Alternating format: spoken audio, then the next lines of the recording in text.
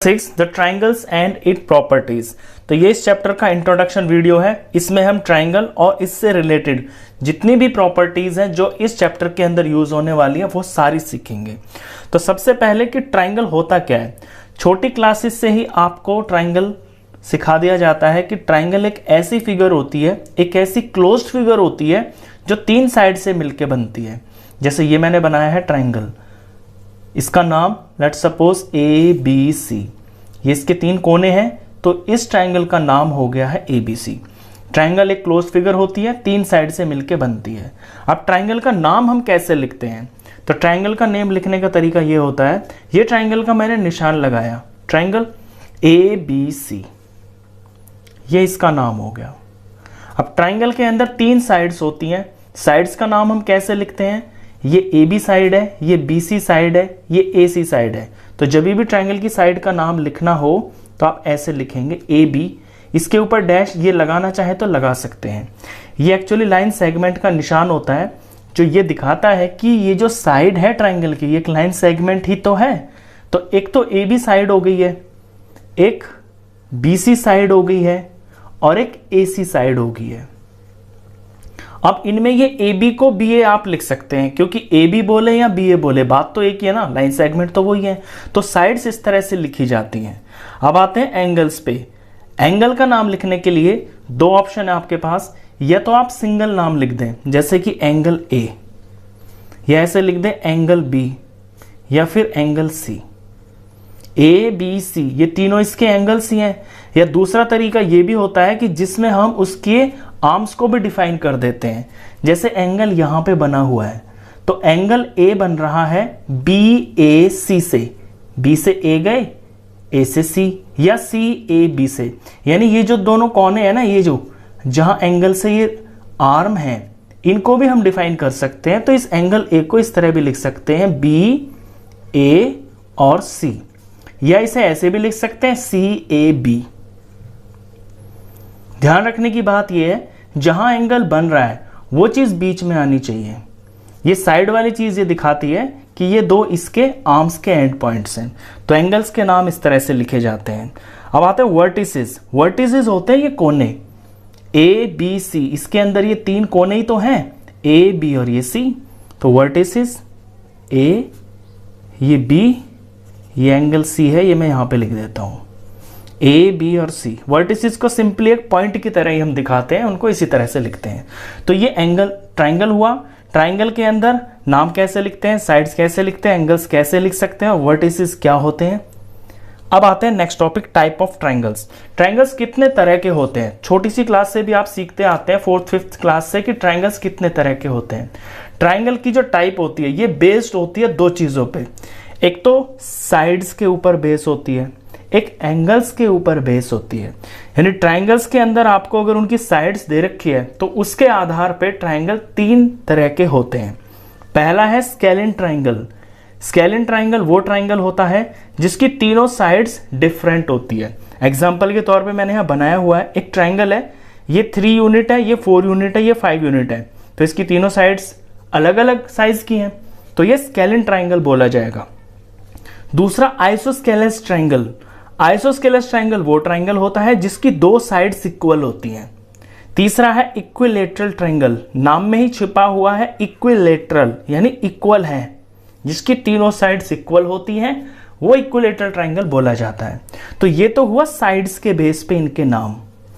अगर आपको एंगल दे रखे हो ट्राइंगल के अंदर, तो एक्यूट एंगल ट्राइंगल, जिस ट्राइंगल के तीनों एंगल 90 से कम हो, 90 डिग्री से कम हो तीनों एंगल्स, वो एक्यूट एंगल ट्राइंगल बोला जाता है।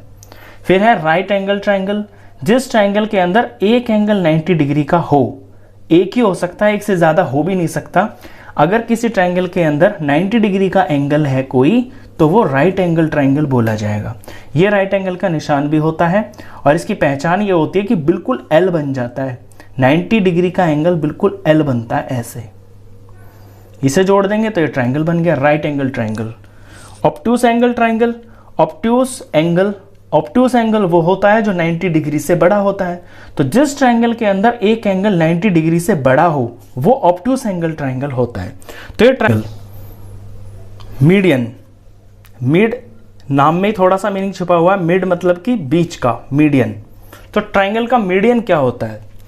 देखिए ये एक ट्राइंगल है ए बी सी, अगर इसके वर्टेक्स ए से मैं कोई ऐसी लाइन खींचता हूं सामने वाली बीसी साइड के ऊपर जो इस बीसी को दो इक्वल पार्ट्स में डिवाइड कर देती है, यानी कि अगर ये बीसी की लेंथ 4 सेंटीमीटर है तो यहां इसने काटा लेट्स सपोज डी पे, तो बी से लेके डी तक 2 सेंटीमीटर और डी से लेके सी तक 2 सेंटीमीटर, यानी वर्टेक्स से सामने वाली साइड के ऊपर लाइन डाली और उसने सामने वाली साइड को दो इक्वल पार्ट में डिवाइड कर दिया। तो ये जो लाइन होती है ना, ये मीडियन बोली जाती है। अब ट्राइंगल के अंदर ये जरूरी नहीं है कि एक ही मीडियन हो, ट्राइंगल के अंदर 3 मीडियन होते हैं। अगर यही काम मैं बी से करूं, मैं बी वर्टेक्स से और एसी सामने लाइन है, एसी के ऊपर एक ऐसी लाइन डालूं जो एसी को दो इक्वल पार्ट्स में डिवाइड कर दे, ये बी एम लिख दिया मैंने, तो बी एम एक मीडियन हो गया। ये मीडियन मैं सी से भी डाल सकता हूं, सी से मैं एक ऐसी लाइन डालूं इसके अपोजिट साइड जो कि ए बी है, ताकि ए बी दो इक्वल पार्ट्स में डिवाइड हो जाए। तो जो लाइन वर्टेक्स से जाके सामने वाली साइड को दो इक्वल पार्ट्स में डिवाइड कर देती है वो मीडियन होता है ट्राइंगल का। इसके बाद आते हैं next topic, altitude of a triangle. Altitude का मतलब सिंपली होता है हाइट। ऑल्टीट्यूड का मतलब होता है हाइट, यानी कि ऊंचाई, किसी ट्राइंगल की ऊंचाई कितनी होगी। अब देखिए हाइट हम जब भी नापते हैं, ट्राइंगल हो या कोई भी हो, किसी भी चीज की हाइट को नापने के लिए उसे बिल्कुल सीधा खड़ा किया जाता है।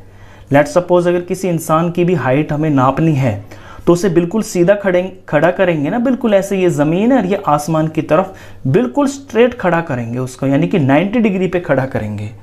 तो ट्राइंगल की हाइट भी जो है वो 90 डिग्री पे ही पता की जाती है। एक एग्जांपल से बताता हूं, लेट्स सपोज ये ट्राइंगल है, ये यहां पे जमीन पे टिका हुआ है, तो हाइट इसकी कहां से नापी जाएगी? ये इसका एंड पॉइंट है, ये इसकी चोंच है, तो चोंच से लेके और नीचे जमीन तक जो इसकी जो ये लंबाई होगी वो ही इसकी हाइट होगी। और ये लंबाई बिल्कुल 90 डिग्री पे नापी जाती है, जैसे हम किसी भी और चीज की हाइट को नापते हैं। तो एग्जैक्ट ये 90 हो गया। तो किसी भी ट्राइंगल की जो हाइट होती है, जो उसका ऑल्टीट्यूड होता है, वो एग्जैक्ट उसके ऊपर के वर्टेक्स से और जो बेस साइड है नीचे, वहां पे जो 90 डिग्री का एंगल पड़ता है वो उसका ऑल्टीट्यूड होता है। अब ऑल्टीट्यूड जो है ट्राइंगल के अंदर भी हो सकता है, बाहर भी हो सकता है। ये ट्राइंगल है, इसका ऑल्टीट्यूड मैंने यहां से डाला तो ऑल्टीट्यूड इसका अंदर आ रहा है। अभी मैं राइट ट्राइंगल बना देता हूं। लेट्स सपोज ये मैंने एक ट्राइंगल बना दिया 90 डिग्री का, तो ये जमीन पे टिका हुआ है और ये 90 डिग्री का है, तो ये लाइन बिल्कुल सीधी है।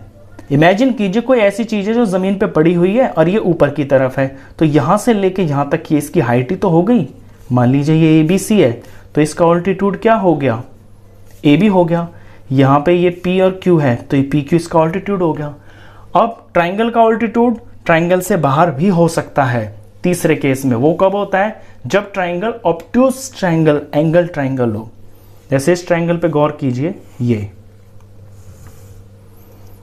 एक ऑब्ट्यूस एंगल ट्राइंगल है, ये यहां जमीन पे ऐसे टिका हुआ है, ये इसका बेस हो गया। कोई आर्टिकल है, कोई सामान है, कुछ भी है, इसे ट्राइंगल ना समझ के समझ लीजिए ये कोई और ही चीज है। अब ये जमीन से इसकी ऊंचाई कितनी है, तो नापेंगे कहां से? जो जमीन की से ऊपर की तरफ, आसमान की तरफ जो इसका ये पॉइंट है, वहां से और जमीन कितने डिस्टेंस पे है, बिल्कुल 90 डिग्री पे, तो वो इसकी हाइट को बताएगा। तो जब भी ऑब्ट्यूस एंगल ट्राइंगल होता है तो उसकी जो ऑल्टीट्यूड होती है, उसकी जो हाइट होती है, वो बाहर आती है, वो बाहर इस वर्टेक्स से नापी जाती है। तो ये हुआ ऑल्टीट्यूड। चलिए इसके बाद जो नेक्स्ट टॉपिक है इसके अंदर, वो है exterior angle of a triangle and it's property. किसी ट्राइंगल का एक्सटीरियर एंगल और उसकी जो प्रॉपर्टीज है वो क्या होती है। पहले तो एक्सटीरियर एंगल ही समझ लीजिए। लेट्स सपोज ये कोई ट्राइंगल है, अभी ये ट्राइंगल है, इसकी किसी एक साइड को मैं ऐसे आगे बढ़ा देता हूं, ये मैंने बढ़ा दिया, तो जो ये बाहर एंगल बन गया है ना, ये वाला, ये एक्सटीरियर एंगल बोला जाता है। ये हुआ एक्सटीरियर एंगल। अब इसकी प्रॉपर्टी भी समझ लीजिए। एक्सटीरियर एंगल की प्रॉपर्टी ये होती है कि ये एंगल मेजरमेंट में इसके जो अंदर के ये जो दो एंगल्स हैं ना, जिन्हें मैं ए और बी लिख रहा हूं, इनके सम के बराबर होता है। इसे ऐसे बोलेंगे, sum of opposite interior angles is equal to exterior angle. ये ऐसे बोलेंगे कि exterior angle is equal to sum of opposite interior angle. Short में लिख दिया मैंने अपोजिट इंटीरियर एंगल्स। अपोजिट से मतलब ये है कि इसके साथ वाले को छोड़ देना, ये एंगल है ना, इसके साथ वाले को छोड़ देना, और जो इसके सामने हैं दो ट्राइंगल के अंदर, उनके सम के बराबर होगा ये। एक एग्जांपल से बता दूं, लेट्स सपोज क्वेश्चन किस तरह का आएगा यही बता देता हूं। ये कोई फिगर है, यहां पे ये 30 डिग्री का एंगल है और ये है लेट्स सपोज ये 60 डिग्री का है और ये है 70 डिग्री का। तो 60 और 70 मिलके हो गया है 130, तो ये 130 के बराबर होगा। तो ये एक्सटीरियर एंगल इन दोनों के सम के बराबर होता है। एक तो इस तरह का क्वेश्चन आएगा कि डायरेक्ट आपसे एक्सटीरियर एंगल पूछ लेगा, या उल्टा क्वेश्चन भी आ सकता है कि उल्टा ऐसे आ सकता है कि आपको एक्सटीरियर एंगल दे देगा, यानी कि 130 डिग्री दे देगा, और यहाँ पे एक एंगल 60 दे देगा और ये वाला एंगल आपसे पूछ लेगा। तो फिर उस केस में आप क्या करेंगे कि आप 60 plus x is equal to 130, क्योंकि आपको पता है कि इंटीरियर अपोजिट एंगल्स का जो सम है वो एक्सटीरियर एंगल के बराबर होता है। तो एक सिंपल सी इक्वेशन बन जाएगी, यहां से एक्स की वैल्यू निकल जाएगी 130 डिग्री माइनस 60 डिग्री, माइनस करके ये 70 आ जाएगा और यहां आपका आंसर आ जाएगा। तो दो ही तरह के इसके अंदर क्वेश्चंस आते हैं। तो इस प्रॉपर्टी को याद रखना बहुत इंपॉर्टेंट है, आगे पूरी की पूरी एक एक्सरसाइज इस प्रॉपर्टी से रिलेटेड है। चलिए आगे बढ़ते हैं। जो है प्रॉपर्टी वो है angle sum property of a triangle. बहुत आसान सी चीज है, बहुत सिंपल सी चीज है। Sum of all the three angles of a triangle is 180 degree. किसी भी ट्राइंगल के, चाहे वो कितना भी छोटा हो कितना भी बड़ा हो, उसके तीनों जो एंगल्स होते हैं ना, उसके तीनों एंगल्स का जो सम होता है वो 180 डिग्री ही होता है हमेशा। तो A प्लस बी प्लस सी, ये ट्राइंगल के तीन एंगल्स हैं, ये तीनों मिलके 180 डिग्री के होते हैं। ये प्रॉपर्टी अब से लेके आगे सारी बड़ी क्लासेस में आपकी यूज होने वाली है। नेक्स्ट टॉपिक है टू स्पेशल ट्राइंगल्स। अब आपके चैप्टर में ये दो तरह के ट्राइंगल्स हैं, इनसे रिलेटेड कुछ क्वेश्चंस है, तो इनको अलग से डिफाइन किया गया है। एक तो इक्विलेटरल ट्राइंगल। इक्विलेटरल ट्राइंगल मैं पीछे भी बता चुका हूं कि इक्विलेटरल ट्राइंगल वो ट्राइंगल होता है जिसकी तीनों साइड्स बराबर होती हैं। तो एक प्रॉपर्टी तो इसकी यही होगी कि इक्वल साइड्स, तीनों साइड्स इक्वल होती हैं।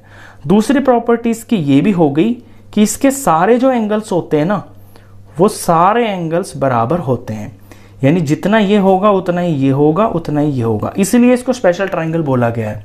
सारे एंगल्स बराबर होते हैं, सारी साइड्स बराबर होती हैं, बस इतनी सी बात आपको याद रखनी है।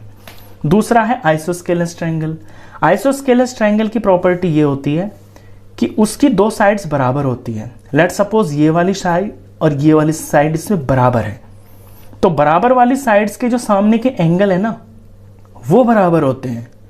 अगर ये साइड्स बराबर है तो इसके सामने ये एंगल है, ये साइड के सामने ये एंगल है, तो ये एंगल्स बराबर होंगे। तो दो साइड्स इसके अंदर बराबर होती हैं और उनके सामने के जो एंगल्स होते हैं वो बराबर होते हैं। बस इतनी सी बात इसमें आपको याद रखनी है। अब इसके बाद जो नेक्स्ट टॉपिक है इसमें वो है sum of the lengths of two sides of a triangle. ये आपके लिए नई चीज है। अब तक जो पीछे जो कुछ भी बताया वो आप पहले भी छोटी क्लासेस में भी थोड़ा थोड़ा कर चुके हैं। Sum of the lengths of two sides of a triangle, triangle की दो साइड्स का सम। लेट्स सपोज ये ए है, ये बी है और ये सी है, ये टॉपिक का नाम है। इसमें समझाना क्या चाह रहा है, sum of the lengths of two sides of a triangle is always greater than the third side. ये कह रहा है कि किसी भी ट्राइंगल की कोई भी दो साइड्स का जो सम होता है ना, वो हमेशा थर्ड साइड से ग्रेटर होता है, यानी कि बड़ा होता है। फिगर में देखिए एग्जाम्पल से, कोई भी दो साइड उठा लो आप। लेट्स सपोज ए बी और ये मैंने बी सी ले ली, तो ए बी और बी सी का जो सम है ना, वो हमेशा थर्ड साइड से बड़ा होगा। तो थर्ड साइड कौन बची इसके अंदर, ए सी बची। अगर मैं बी सी और सी ए का सम कर देता हूं, तो ये क्या हो जाएगा, ए बी और सी ए का सम हो जाएगा। तो ये क्या हो जाएगा, थर्ड साइड से बड़ा होगा। तो थर्ड साइड कौन बची इसके अंदर, ए सी बची। अगर मैं बी सी और सी ए का सम कर देता हूं, तो ये क्या हो जाएगा, ए सी और सी ए का सम हो जाएगा। अगर मैं अगर मैं BC और CA को ले लेता हूं तो इन दोनों का सम AB से बड़ा होगा।